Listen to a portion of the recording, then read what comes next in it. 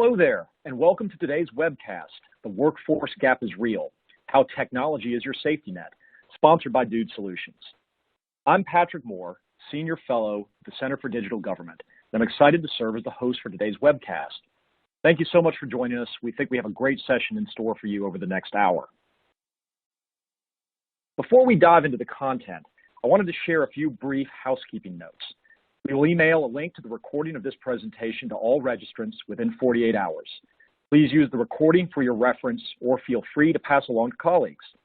We designed this webcast to be interactive, and you can participate in Q&A with us by submitting your questions using the Q&A box at the bottom left of the presentation panel. Send in your questions as they come up throughout the presentation, and we'll address as many of them as possible during the Q&A portion. For those of you interested in downloading a copy of the slides, you can do so by clicking the Webinar Resources widget at the bottom of the console. Also during today's webcast, you will be able to connect with your peers via LinkedIn, Twitter, and Facebook. For those of you on Twitter, please use hashtag GovTechLive to share key takeaways, quotes, and learnings from today's webcast. At the close of the webcast, we'll encourage you to complete a brief survey about the presentation. We'd like to hear what you think and really appreciate the feedback. If you're unable to stay with us for the entire webcast, but would like to complete the survey, simply click the survey widget at the bottom of the screen to launch the survey. Otherwise, it will automatically pop up as soon as the webcast concludes. At this time, we recommend you disable your pop-up blockers, and if you are experiencing any media player issues or have any other technical problems, please visit our webcast help guide by clicking on the Help button at the bottom of the console. Joining me today to discuss this topic are Jennifer Arletta, Deputy Public Works Director, City of San Leandro, and Luke Anderson, Enterprise Solutions Consultant at Dude Solutions. Jennifer is a Deputy Public Works Director for the City of San Leandro, located in Northern California, where she has worked for over 17 years. She's currently responsible for managing street, park, and facility maintenance operations in the Public Works Department. She manages 82 full and part-time employees and has an annual operating budget of $21 million. The last 4 years, she has been dedicated to transitioning the department from paper-based work order management to work order management software systems. She has a BA in political science and a Master of Public Administration from the University of Washington. Luke comes from a background in energy automation and HVAC controls and has been with Dude Solutions for over 5 years. Luke serves as president of his HOA board, where he has proudly only been sued once. Luke and his wife, Alex, love to travel, especially with their dog, Roscoe. Luke's current role as Enterprise Solutions Consultant allows him to consult with leaders of communities across the country to help them manage safe, efficient, and clean buildings and infrastructure. With that, we're going to turn this over to Luke and look forward to a great session. Thank you all for being here. Luke, the floor is yours. All right. Thank you, Patrick, and welcome, everybody. Thank you all for joining. Jennifer, it's great to have you. How's everything going out in California today? Hello. Thank you for having me. It's going great in California. Nice sunny day, and I'm really happy to be here.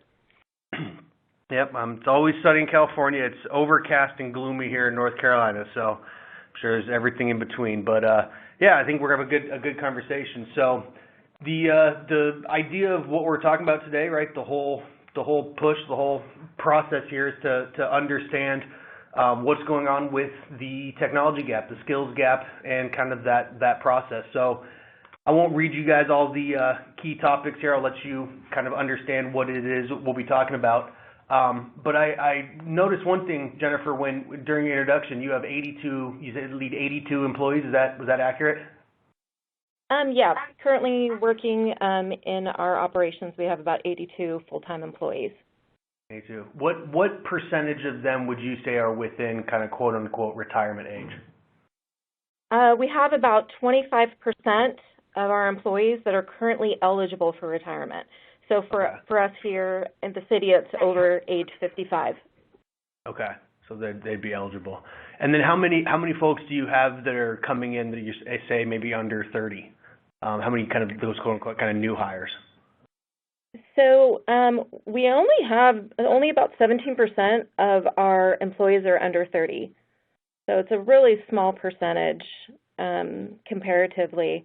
But our average age is declining as new employees come in. So Within the last 5 years, the average age of new employees coming to work for the city is about age 36.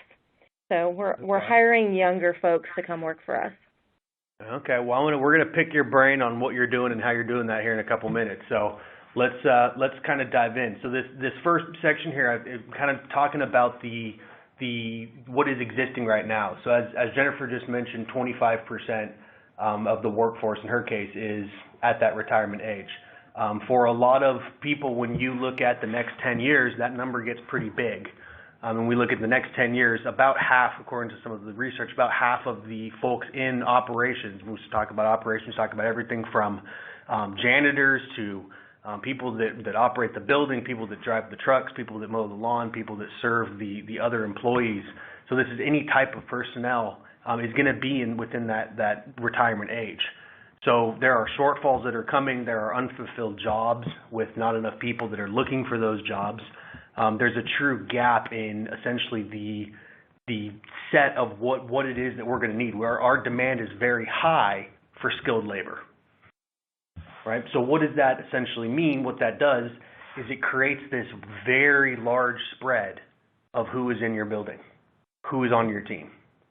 So not only your occupants and your constituents, right, the people that you're serving, not only are they getting older, but their kids and the people that are on your team, your actual employees. Cool little fact here, this is the first time we've ever had 5 generations still working in the workforce. Now, it's not in every location, right? That 5th generation, the traditionalists, those 1945, those are getting fewer and fewer and far between. But the idea there being is that there's different ways to lead, there's different ways to manage. All of these different people respond differently to different types of engagement. So what we're talking about here, I love this little graphic. What we're talking about here are the Susans and the Chucks. We took this and kind of adapted this because what we've realized is it doesn't matter if you're a state university with 4 campuses and 20,000 students, or if you're a local government with 8,500 population, you have a Susan or a Chuck. You have somebody that has spent their entire career. They've given everything to the management and the process and what it is your mission, right? To your school, to your government, to your core. And these are the folks that are leaving, right? And they're leaving with institutional knowledge. And that's one of these biggest challenges, right? Is how do we handle those Susans and those Chucks? So, Jennifer, I want you to kind of think back, if you can. Have you had a Susan or a Chuck? And if you did, kind of what was their transition like? Is there any background there you can talk about for us? We didn't have a Susan or a Chuck, but we had a Glenn. And Glenn was my building supervisor. And I like to say that he had all of his knowledge was in his brain. And when he was ready to retire, I was very nervous, because how do we extract all that knowledge? We can't download Glenn's brain. I can't keep Glenn's brain while he retires. And so we had to figure out what we needed to do when he left. And that was a great segue into using or going down the path towards a work order system and using a work order system to capture as much of Glenn's knowledge as we could before he retired. Interesting. So, and that you said that was on the building side? Yes, that was our building supervisor. So, are there other folks that are coming in other areas that you feel like you're more prepared for their retirement? At least that aspect wouldn't occur. I think it's really hit and miss. When our equipment supervisor left, there was zero knowledge transfer because at the time we were really short-staffed. And so I had a little bit of both. I had a situation where we had to basically start from scratch, and I had a situation where we got some good information, but maybe there wasn't the technical skills transfer I wanted, but then the most important information we got before he left because we had some transition time. So it's kind of everywhere in between those two ends of the spectrum.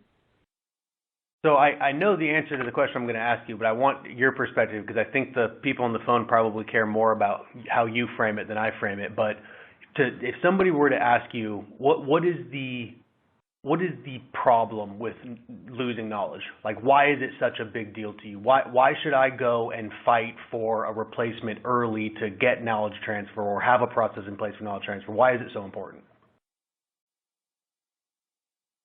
Well, the kinds of things that keep me up at night are sort of the compliance aspects of the job. Are we, compliant with our sprinkler inspections, our elevator inspections, any sort of environmental compliance? And your existing employees know all that. It's part of their daily, monthly, yearly routine.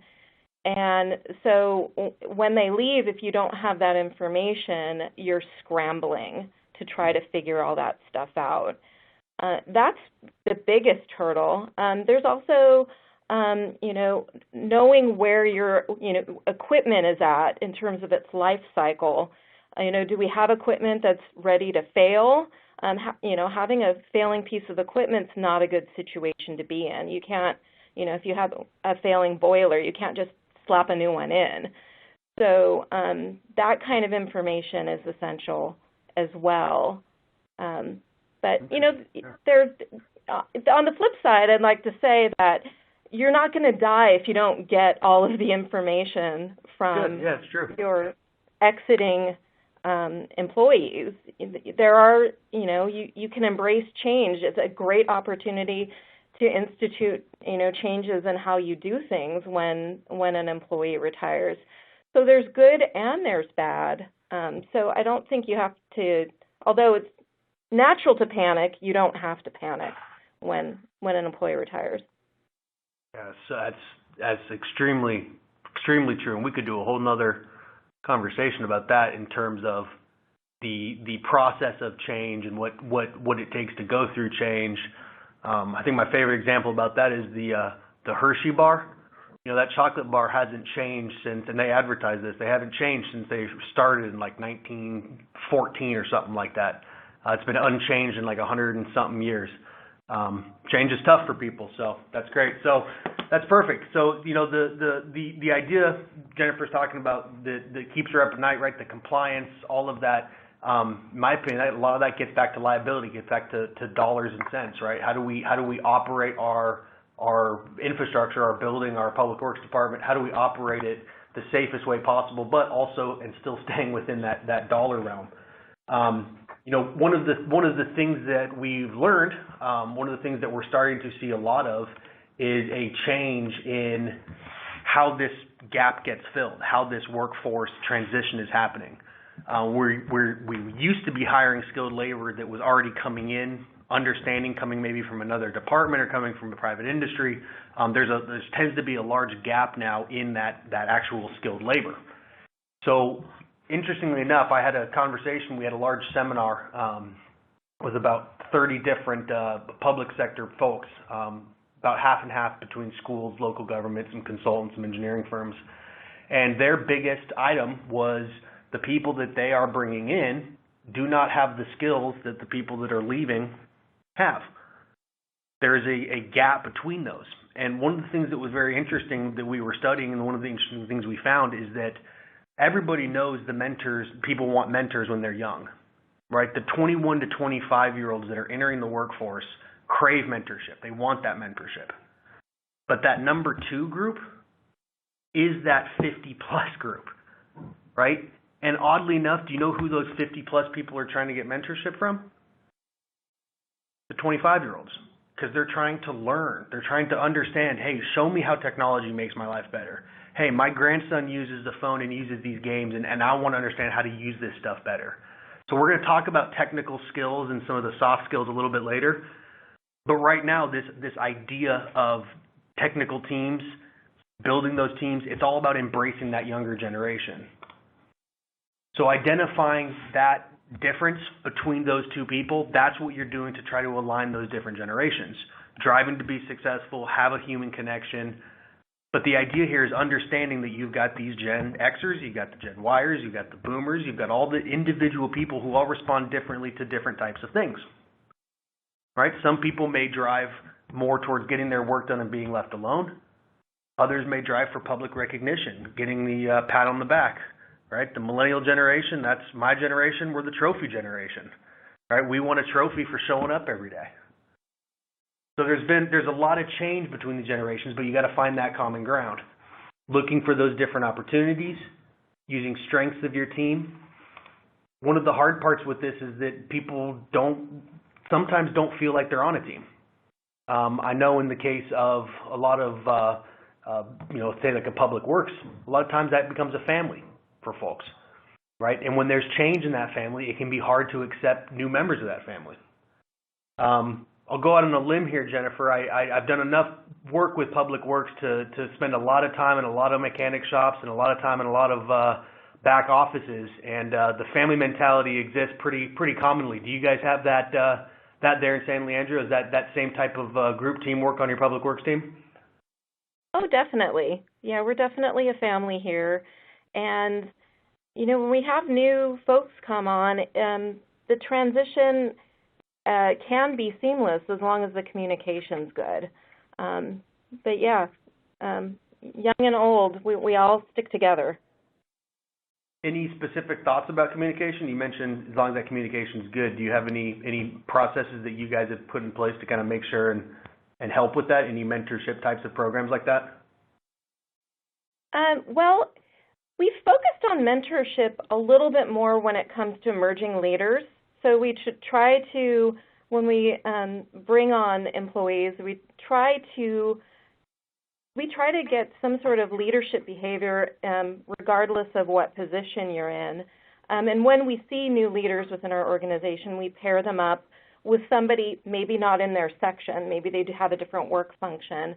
So we try to find a pair, and so we have that mentorship opportunity. But I notice with the younger workers and the older workers that sometimes those kinds of relationships happen organically. And so that's really nice to see as well, even if we're not sort of pairing people up. So you do pair newer folks with the older folks and shadow for a little while. How long do they do that for?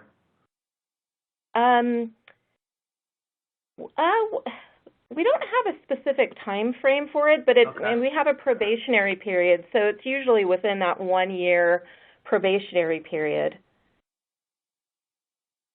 I actually ran into that just the other day, the term probationary period. Obviously, I've heard it before, and most companies have a probationary period. But we were talking about we were actually talking about the labor gap, and there's a gentleman who I was working with in Virginia who's really struggling to hire, and he was talking about the caliber of people he's having to accept just is not usually up to standards for what they've accepted in the past, simply because they don't have enough people hiring. So he's talking about one of his employees, and he refers to his employees still on probation.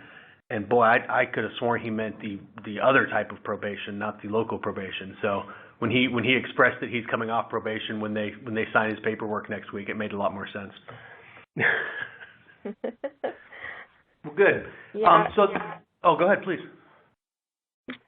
Yeah, I was just going to say, we find that that's true as well. It can be a struggle finding the right workers, but I think we've been more willing to let go of people that aren't the best fit or don't have the right skill set, even though the market is really tough right now. That's got to be a hard decision to do. It is. It's never easy. Because it costs about 10 times more to hire a new one than it does to retain an old one. That's the whole idea. It does. And that's why you have to have the right people on your team. Because it's important, because they're not just going to be that entry-level employee forever. You expect them, that's kind of your legacy. You expect them to promote and to be the leaders in the future. Absolutely right. And that's exactly this whole concept here, which is the people that you have now, keeping them here, creating this top-down type of recognition, having a strong process to promote within, to give people flexible hours, to give people what they need. That it is that's where the 10 times comes in.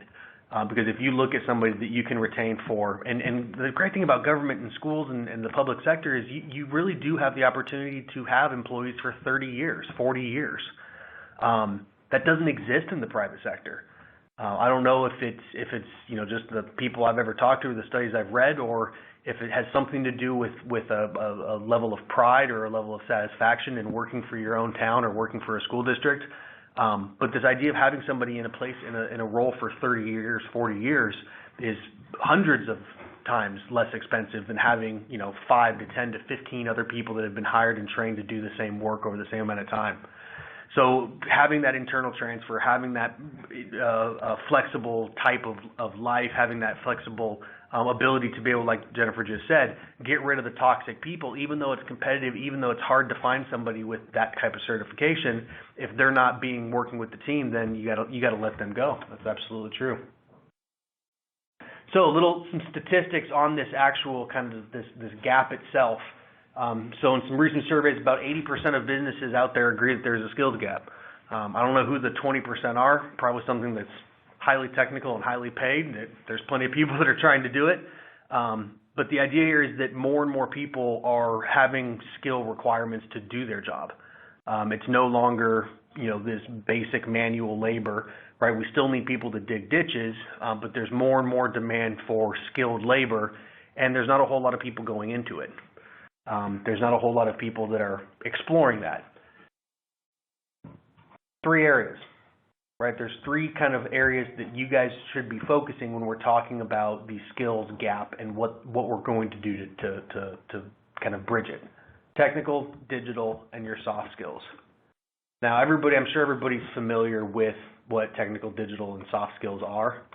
But the idea that we want to promote is that when you are using these different concepts, when you are kind of pushing into a new technical type of skill, you don't do it in a silo. You don't just focus on technical skills this year. So we're only going to be training people on this. It has to be, it kind of has to be that full effect across all 3 portions, all 3 parts, I guess what I'm trying to say. So starting with technical skill, the whole idea here is to push the workforce. CB Richard Ellis is a large property management firm. And one of the great things, there's a gentleman that did a speech at the Facility Managers Association, IFMA, here in Phoenix. And one of the things he talked about was how they built their workforce. And one of the things that they used to do is they used to essentially hire. They would just hire the skilled trades as they came out of technical school or as they came from the market. If you look at the very last dot on his little case study here, they would either poach or develop your own. And that's what they're doing now. They either have to steal somebody from somebody else or they have to develop their own internal talent. Now, CB Richard Ellis is a multi-billion-dollar international private company. Guess who they're poaching talent from? Probably people like Jennifer. Do you guys have that? Do you guys have people going private? Do you have people jumping ship after they get in certifications? Jennifer, have you experienced that? We have not experienced that. We have older workers that retire and then they have their encore where they use their technical skills for their own side business. But we haven't had a lot of poaching to corporate to other agencies. Yes, that is common. Yeah, so the guy we met yesterday, he said that he's paying $13 an hour when they'll help get your CDL, and then once you get your CDL, literally in the next lot next to his public works department is a gravel hauler. He pays $17 an hour for CDL. So he's dying out here trying to find drivers for his down in Virginia. So less technical skill, but you're in a good position. So one of the things that was beneficial from this gentleman's conversation, this CB Richard Ellis, is he talked about how they find people to bring on board. And I thought it was interesting because it's something that I don't hear a whole lot about when I talk about in the public sector. I hear a lot about it when I talk about in the private sector, but it's a group called SkillsUSA. And I won't do a long pitch for them, but it's something I think anybody on this call, if you're interested in this topic of workforce change, is something to investigate and look into. Because what it is it's a skills competition for high school and young adults to showcase skills like welding, HVAC pipe and wiring, doing plumbing work, all the things that the skilled trade, masonry, brickwork, all the things in the skilled trade that are essentially disappearing. And what they're doing is they're focusing on technical skills, and they're giving scholarships to these kids to go get certifications, go get degrees. And companies like C.B. Richard Ellis are just scooping these very well qualified, very hardworking young folks and bringing them right into their organization. It's a government run program, it's a federal program, so it's very easy to kind of get involved. But I think it's something that's definitely worth exploring. Also, if you know Mike Rowe, the guy from Dirty Jobs, he does quite a bit of work with the SkillsUSA group as well. You should look into him. But moving kind of past the technical skills, the next one is digital skills, right? A lot of people talk about digital skills and they kind of think about, oh yeah, I got to learn how to use a computer. And that's hard to do. I hate learning new processes, new technology. We've been using this way the whole time. And the best example of that is navigation, Garmin's, right? Your Google Maps if you're using your phone. Even I, as a millennial, used a map my first 5 to 10 years of driving until those little Garmin's came out and you could stick them to your windshield. I still have mine. But the idea is that using that Garmin, using that phone required a different set of skills than reading a map, right? You're losing some skills, you're gaining other skills. So when we talk about digital skills, that's exactly what we're referring to, is this idea of documentation. We've been writing things down for a very long time. How do we now put that into a digital form? So it doesn't have to be this scary, horrible thing. It's just a different way to do the same thing that you guys have already been doing for quite a long time. Final aspect of it, soft skills. These are the absolute hardest. If you ask my wife, these are physically impossible for me. But it's things like communication, it's things like active listening, it's things like collaborating with others, a lot of team building exercises, things like that go into it. But like we said, it's a combination of all three. It's the technical skill of making sure we know what we're doing. It's the digital skill of making sure we can use technology and apply it to what it is that we're trying to do every day. And it's the soft skills of what a little bit of Jennifer was talking about teamwork, making sure everybody's having those organic connections and having good communication. Excellent. So, kind of into the third and final phase here, kind of technology as a safety net. So, Jennifer, I want you to talk about specifically kind of what you guys did and what your transition has been. So I'll set a little bit of context here and I'll turn it over to you if you don't mind for a minute. But in kind of some more statistics about where we're at today from a technology standpoint, most people agree, the people that don't agree probably aren't on this call, but they agree that the digital workplace is important, that it is something that we need to move to. And most people are also agreeing that they're going to the web.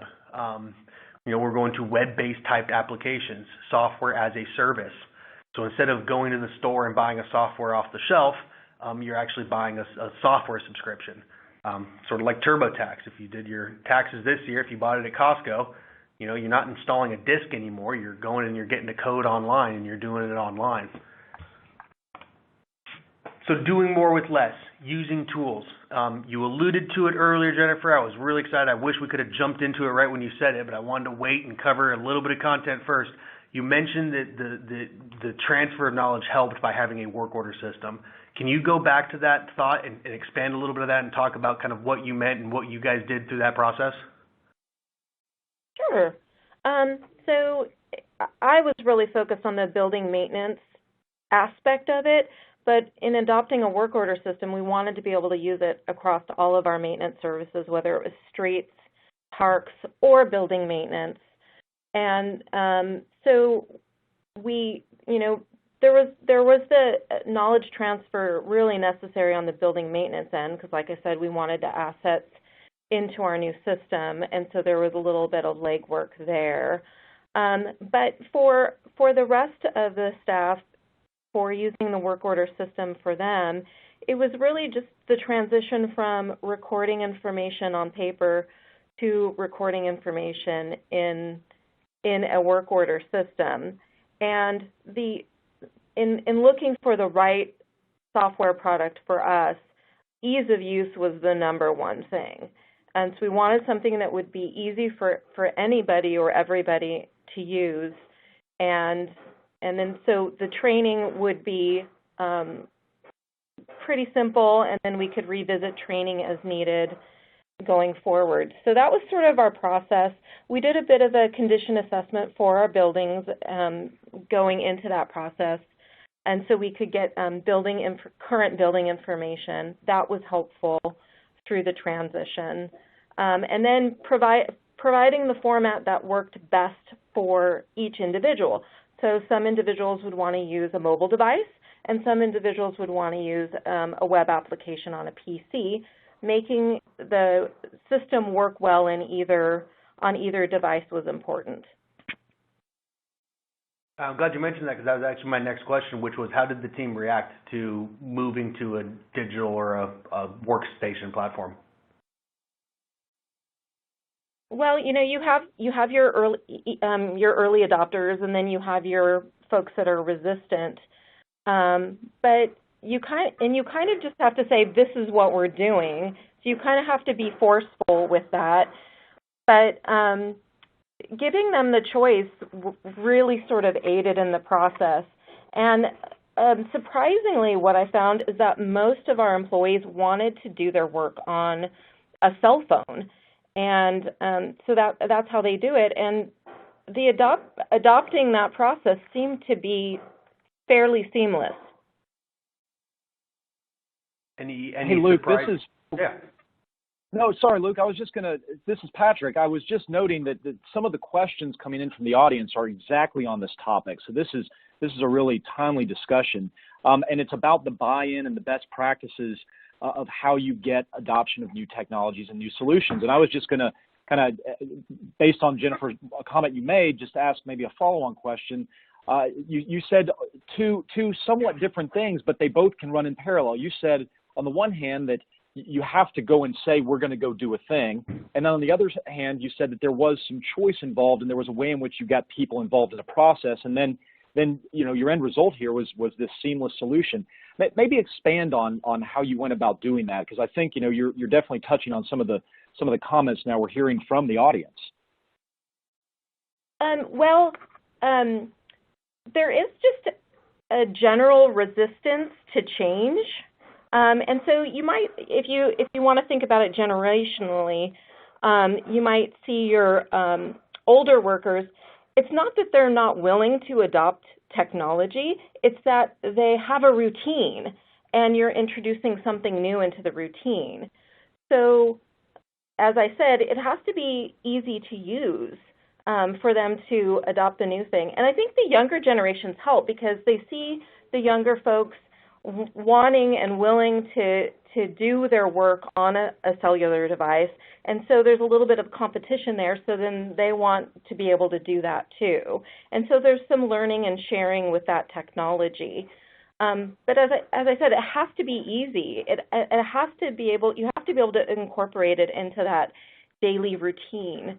And that's kind of what we did. And I think we had it in our heads that it was going to be harder than it was. So, you know, get it out of your head that the transition is going to be difficult and nobody wants to do it. Say this is the change you're making, and then allow people to learn how they can best do it themselves.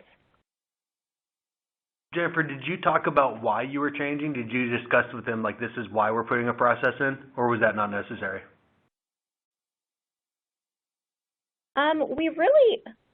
I think it's necessary, but I don't know that we really focused on the why. I think we've revisited the why time and time again. You know, in certain aspects, the one area where I think we probably, the one point that probably resonated most with people was that we're short-staffed. If we can collect data using technology, we can present that data to the decision makers in our organization, And we can say, hey, look at all of this work we're doing and look at how few staff we have. And maybe that will give us the opportunity to hire more or to get get the resources that we need to do the job. Yeah, because I don't know I remember who said it was an author, but they said the most dangerous language in the most dangerous phrase in the human language is we've always been doing it this way. And it's typically the first phrase we hear when introducing this concept to people. They say, well, why do we have to do this? We've always been doing it this way. So that's interesting. That's interesting feedback. So to give a little insight for the folks to kind of understand what Jennifer's alluding to when she says a work order tracking system, it's simply documenting what is being done. So it's a way to say, hey, this is where we were, this is the steps we took, and this is the result or the action of it.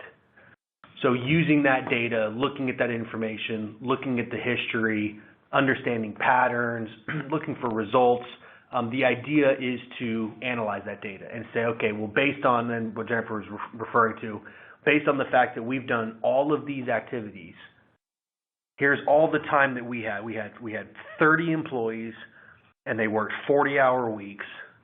We had 4,800 hours a month worth of tracking or data or work. But we've also got all this other work over here. We've got all this other stuff that we didn't get done. These projects that are still on hold, these potholes that didn't get filled, these light bulbs that didn't get changed, these tables that didn't get moved, right? Whatever that list might be, the idea is to create that dichotomy, that comparison. So when you start to track and analyze those different aspects, right? That's what essentially you're looking for. Is you're looking for what kind of resources do we need? What kind of roadblocks do we have? When do we need to hire? When do we need more people? You know, when somebody does retire, does that position get absorbed? Right? There's been a lot of things that we've seen from a standpoint of local governments is to say, you know, if this person's been running our fleet operation for 25 years, most people have fleet under their public works, right? So would we move this over? So it's understanding what that skill set looks like. To add one other thought to the question that was about kind of best practice with getting people to buy in. Jennifer mentioned, right, telling them why. To add to that, I think because everybody's initial thought is Big Brother. Is I don't want to do this because you're coming down on me. You're going to be asking me why I only had 4 hours of work orders today, right? You're not going to remember we had the meeting and I was driving across town. There's that natural fear of Big Brother. So I wanted to add that too, which is really important because if you don't have that buy-in like Jennifer's talking about, you're not going to have essentially the data here that you're seeing to actually do what it is that you're trying to do. And I'd like to point out that when we were going through our transition, I tried to get the staff to not look at that by saying, we're not tracking how much time you do this or that. We're looking at where you spend your time, what buildings you spend your time at, what parks you spend your time at, what types of tasks you're doing, because those are the things where maybe we need to change how we're doing our operations, not how much time you're spending. So try to sort of allay some of those fears as you're making a transition into using technology, that you're not going to be that Big Brother watching over them in that way. Yeah, absolutely. I think that's a great point. I think that's you said something that was interesting too, which is you didn't think it was going to be, you thought it was going to be worse than it was going to be, and that seems to apply to a lot of technology. You know, I can say the same exact thing. My wife just started a business I'm doing the QuickBooks for. I was dreading doing the QuickBooks setup and getting all the initial stuff put in. And it really ultimately, once I learned where to click and what the buttons were, it really wasn't that hard. The scary thing is opening it up, looking at it and not watching the tutorial video, right? Not learning that it's actually pretty logical how all the steps work. So I think that's a good point, is that, you know, everything is kind of scary. You know, first time you played Monopoly, it looked difficult, right? Now, you know, it's pretty easy to play. So it's that ability to learn and grow and change in that aspect. Yeah, excellent. So I want to go back to, let me jump to a slide here, because I think there's something that's important here, because we've talked about now this we've transitioned from talking about this this gap, right? People leaving, taking data with them. Now we're talking about technology. And I think the idea here, the point that's trying to be made, that we're trying to make, is that when these people leave, that's it, right? That information, unless they stay local, unless you have access to them, you're not going to have that ability to pull it out anymore. But it also doesn't mean that you have to take a microchip and put it in the back of their neck and download their brain into software, right? It doesn't require somebody has to sit down and click on a map and create a bunch of work orders. What it is it's a transitioning culture. It's a transitioning culture that says the ways of the past have to end because of this event, so now we need to move into a path moving forward. So anything you can pull out, right, any history you can find is important, but it's also important to go find resources that have that information readily available.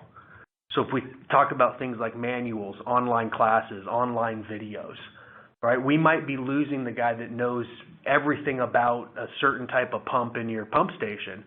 But if I can find a video of how to do a maintenance on that pump and I can put it in an accessible place for my tech, that's not as big of an issue that he needs to learn how to use that pump. He'll learn eventually how to do it without the video, but the video will be a great start, great help.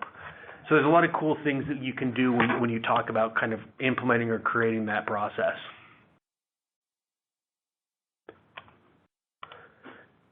So, final aspects. There's three kind of strategies, I guess, when we talk about making this change. So when you're talking about trying to get somebody to embrace or an organization to embrace a change, and it doesn't matter whether you're implementing a technology related to work orders or if you're implementing a new payroll system, right? It doesn't really matter. But when you are implementing a change, there's kind of three things that I think that are important to do. First one, Jennifer talked about, we have alluded to already, which is identifying what the benefit is, right? If you don't identify why you're doing something, most people will get a negative thought or a negative reason in their head.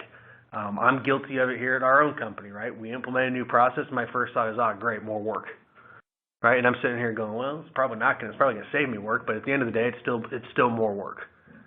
So if you can identify what the benefit is at the early onset and make sure you focus and train around that, very good kind of way to start that process.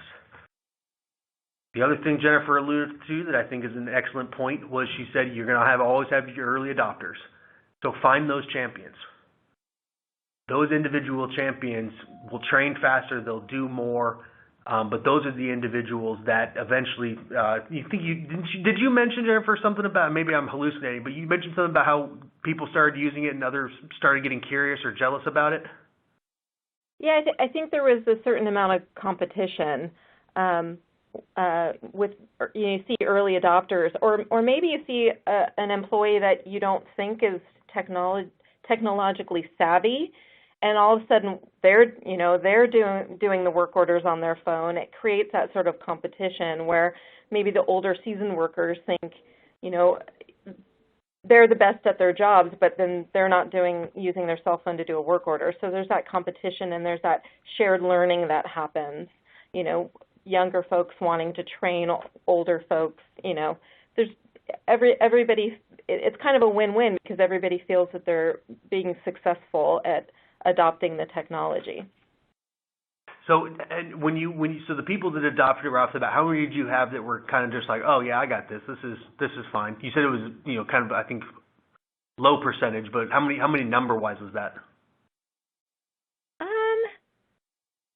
Gosh, I don't really have an exact number. Maybe like a couple, like two or three, or do you think it was more than that?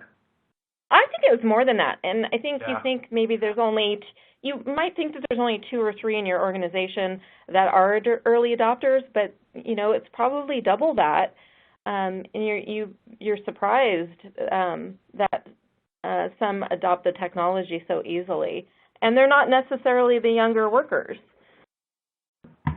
Yep, you're exactly right. We hear that all the time. I love the stories of the people that come back that always tell us, Luke was the biggest pain in my you-know-what trying to get this thing off the running. He fought me. He argued with me. It was tooth and nail, and now he's the biggest proponent of it. He's got his mobile app wherever he goes. We hear those stories a lot. Yep, it's very true. Yep, absolutely. So just to wrap everything up here, we got a couple questions that came in that we'll address here. at the very end. One thing too, our poll question didn't make it into the presentation.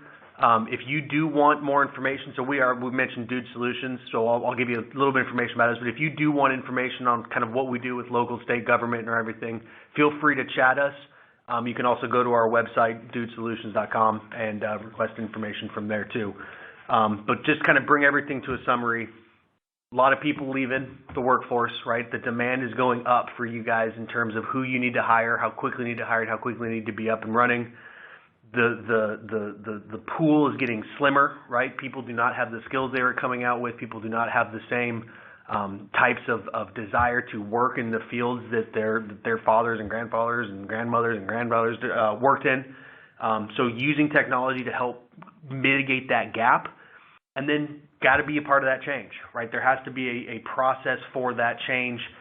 There has to be a top-down approach to that change, right? Like Jennifer alluded to, it wasn't necessarily about convincing everybody that this is the right way. It was about saying this is why and this is the way, right? This is how we're going to do it, and we're going to support it the whole way through. So I did want to leave a few minutes here for questions. So Patrick, I'll swing it back over to you, and if you want to go through some of the questions here, we'll rock and roll.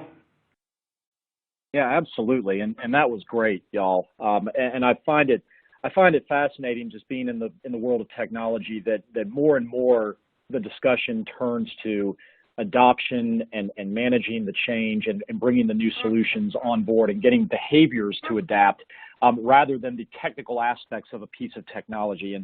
And it's the way that the world is changing, and this one is no different. So it's just fascinating to hear that discussion and be a part of it. We have a number of questions, and we encourage the audience to continue to ask questions through the portal. And the questions are, a lot of them continue on that theme of managing change and getting over obstacles, and then how you might help folks not just envision the current problem that needs to be solved and how a new solution will do that, but also what that future might look like. So one of the questions here that kind of gets into some of the guts of how you overcome objections is, how do you combat the ever-decreasing maintenance budgets and the lack of skilled labor available? And this is going to lead into another question that's come in too, but why don't we start there? These are real-world issues that people always raise up and say, well, budget's going down, we don't have the skilled labor. What were some of the, kind of elaborate more on the practical aspects used to get over those type of objections? And we can start either one. I'll start you start, Jennifer, yeah, if you don't mind. Okay, so you're talking about how do you get the job done when your budget's smaller and you don't have the skills. So you have to use what you can find to get the job done. I know that sounds very generic to say, but in terms of the budget issue and not being, as a city, we can't hire any new full-time employees. We can fill existing positions, and occasionally we can get to hire new part-time employees. And so we really had to leverage part-time staff. Part-time staff doesn't have the same, they don't receive benefits or retirement, so they're significantly cheaper than full-time staff. So we've sort of filled in the gaps with part-time, but they're not skilled. So then you have the skills gap. How are you going to fill that? We've been filling that with contract services. So going out, finding really skilled contractors to do some of your higher level, whether it's programming work or preventative maintenance tasks or repair work. And we have some really great sources locally. We're lucky. And we have we focus on we're a small city, so we focus on more of the mom and pop type shops. Maybe a sole proprietor that's, looking for a little extra money post-retirement kind of thing. And so that's how we filled in the sort of technical gaps. The other thing about budgets is don't just focus on how little you have to spend. Also look for opportunities to leverage new resources like competitive grants. Right now there's a lot of grants out there for energy efficiency, for sustainability, for those kinds of things. So can you get money from competitive grants to do park renovations or to install new high-efficient HVAC systems. So look for money and look for skills and look for cheap labor. You have to do all of those things. And Jennifer, along those same lines, a little bit of a nuance to that very question is, did you use consultants, staffing agencies, those sorts of tools to outsource certain tasks or overcome issues? Either now, or are you looking to do that as it relates to retention and trying to keep people? Are you taking some functions and giving them out to consultants or staffing agencies? As a maintenance function, we haven't used a lot of consultants, but we're starting to, and we're starting to use them for their, technical skills, for writing specifications so we can bid out work. So those kinds of things. We're not using any sort of consultants for hiring purposes. I'm not sure if that was your question, but a lot of the hiring that we're doing is the regular job market type hiring, and then we're trying to grow employees from within. Yeah, I think that the angle of go ahead, Luke. No, go ahead. I'll just add one thing to what she was saying, because from our perspective, one thing we have seen a lot of across the country, obviously it is regional, but it's public-private partnerships, and that is an absolute very common thing in certain areas where this is really wreaking its havoc. But we've got folks that have, for one example is water utility. I've got a lot of communities that just cannot find replacements for the people that have been in their water utility for 20 years. And there's a couple of firms out there where you can completely outsource your entire water utility, maintenance, treatment, operations. So the idea of a public-private partnership is getting more and more common when it comes to managing that retention gap, especially in rural or smaller population areas that just can't attract people regardless of pay. No, great. I think that's a great insight, and I agree. We see the exact same thing happening frequently.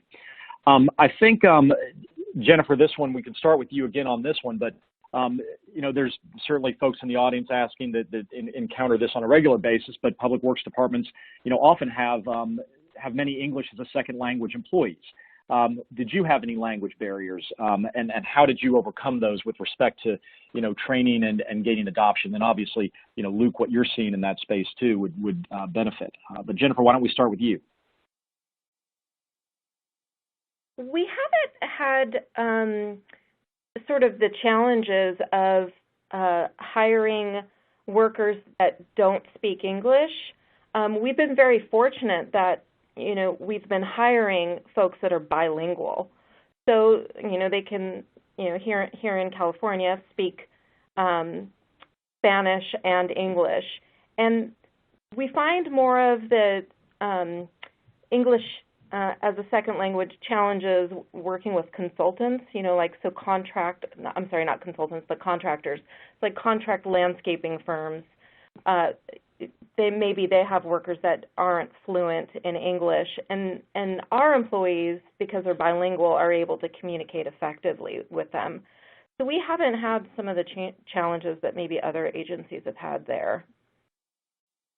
One thing I'll add to that is in modern era, if you guys do, any of the folks on the call, if you guys do pursue work order asset management, these types of systems, I can only speak for Dude Solutions and what we provide, but it is in multiple languages. So in any modern system, most of the worthwhile groups out there will have at least Spanish and French, Mandarin, the different common languages for multicultural operations. So that is typically something that should be included in anybody you look at, is the ability to have Spanish or a different language for another user. Gotcha. Great. Thank you. All right, we've got time for a few more questions here. On your last slide, Luke, you used the word legacy and helping to build a legacy that folks are proud of. And I'm sure you have a lot of case studies where you've heard folks, talk about how proud they are of implementing some new solution that solved a problem. Let's just hear from both of you on that. Jennifer, if you were to go and speak to your employees that have been a part of a change in how you're running the department, what would they say that their legacy is as they've adopted new practices and found new ways of doing work? Well, I think it's important that you don't, when I'm working with the staff, whether it's a change to a new technology or something, a change to a process, I don't try to force my legacy onto them. So I, find what they like about their job, what they're good at, and what's most important to them. So the legacy should be theirs, and they can find legacy in a number of ways. It could be adopting a new technology. It could be, being involved in a park renovation. But it has to be something that resonates with them. So understanding, and this is an individual by individual basis. You can't do this generationally, but you have to focus on your individuals. Is legacy important to them? Because there's some workers that they just want to come to work, do their job, go home, and then at some age retire. And you need to be okay that some of your workers are going to be like that. But for those where legacy is important, find out what's most important to them and try to nurture that. You made the point I was going to make, Jennifer, which is, a lot of times when folks talk about this, everybody wants to think about the Chucks and the Susans, right, that stayed for 30 years. But you're right. You are going to have people that don't as much have that, and it is important to create that separation, find who is caring about that legacy, and bring that forth. So yeah, that was great. Well, that's great, and I think that looking at the questions that have come in, we've covered so much ground, and so many of these topics around change and how to manage it have been a really great discussion. I think Luke, as we're approaching the end of the hour here, is there anything that you want to leave with the audience that has been unsaid, or something that you want to say again that is an important part of your experience? And then, of course, Jennifer, anything that you would want to add as we wrap up here? Jennifer, I'll let you go first. Any final thoughts? I just want to say, for those who had sort of struggled with, getting buy-in to adopt technology as part of their process, just keep pushing. It took me 9 years to get the buy-in to get a work order system for our department. When I came on as a manager, I had to say, no, we're not using the typewriter anymore. So, you have to make, we were using a typewriter, 8 years ago. So you have to be decisive about certain things. You have to know what you want, and you have to keep pushing for it. It could take a long time, but it's important, so keep at it. Try different ways. Don't deliver the same message over and over again. Try different ways of delivering the message. Try different people. See who you can get buy-in from to help you. But don't give up, because it's important. And having that technology has made all the difference in the world for us here in San Leandro. I couldn't agree more. The only thing I'll add is it's not a matter of if, it's a matter of when. The world is changing. Technology is happening, whether people like it or not. The transition will either be forced upon you, or it will be, embraced and done with you. And when I say you, I mean the global you. So definitely reiterate what Jennifer said. Absolutely. Yeah. Thank you very much, Patrick. Well, thanks to everybody, and in particular, thanks to the audience for spending an hour today with us. We look forward to seeing you again at another government technology event. We are going to wrap up. Jennifer, Luke, thank you both for sharing your insights on today's webcast. And thank you to Dude Solutions for making it possible to have this discussion and to look at the topics that are so important to a changing workforce. We appreciate everybody's time and look forward to hearing from everybody again on one of these events. Thank you.